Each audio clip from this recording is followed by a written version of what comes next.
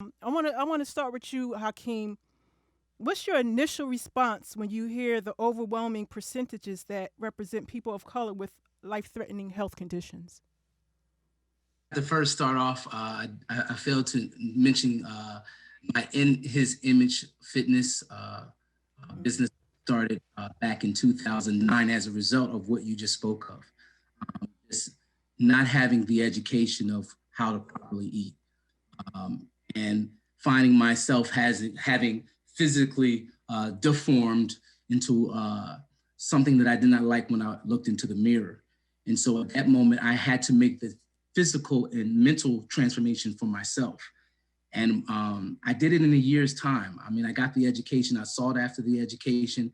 I went to Barnes and Noble. At that time, YouTube was not a big thing. And so I read as much as I possibly could about the food pyramid and things of that nature.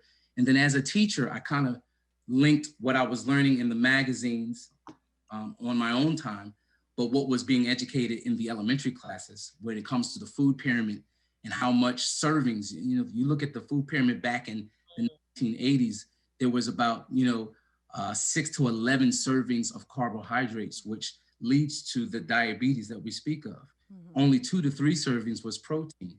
And so I started to think about how my plate looked. And if you go fast forward to Michelle Obama, after now 10 years or so of being in the fitness community, she launched the nutrition plan that really sought to transform the food pyramid into a plate. And now we're more conscious about how we eat just by the plate.